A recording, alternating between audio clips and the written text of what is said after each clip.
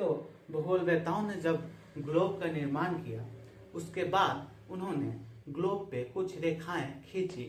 जो लेटी हुई अवस्था में रेखाएं थी उन्हें अक्षांश रेखा कहा गया, यानी लेटीट्यूड लाइन कहा गया। यानी ऐसी जो ग्लोब पे रेखाएं खींची गई उन्हें लेटीट्यूड रेखा या अक्षांश रेखा कहा गया।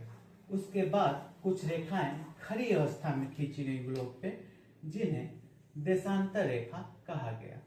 ये जो खड़ी रेखाएं हैं इन्हें ही देशांतर रेखा कहा गया।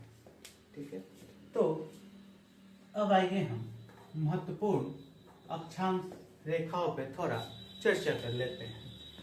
ये महत्वपूर्ण अक्षांश रेखाएं बहुत उपयोगी होती हैं, इसलिए इनके विषय में चर्चा करना आवश्यक है। जो ग्लोब पे पहली अक्षांश रेखा खींची गई वो 0 डिग्री अक्षांश रेखा है और इसे विषुवत वृत्त के नाम से जाना जाता है।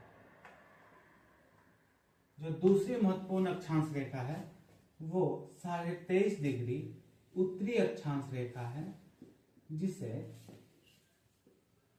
कर्क रेखा के नाम से जाना जाता है।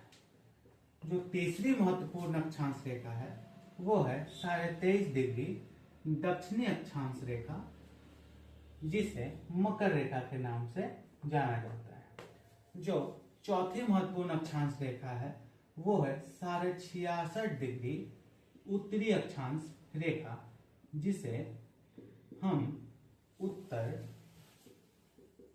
ध्रुव वृत्त के नाम से जानते हैं। जो पांचवी महत्वपूर्ण अक्षांश रेखा है वो है 66.5 डिग्री दक्षिणी अक्षांश रेखा, जिसे हम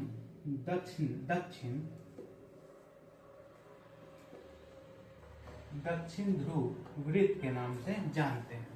जो छठी महत्वपूर्ण अक्षांश रेखा है वो है 90 डिग्री उत्तरी अक्षांश रेखा, जिसे हम उत्तर ध्रुव के नाम से भी जानते हैं, यानी नॉर्थ पोल।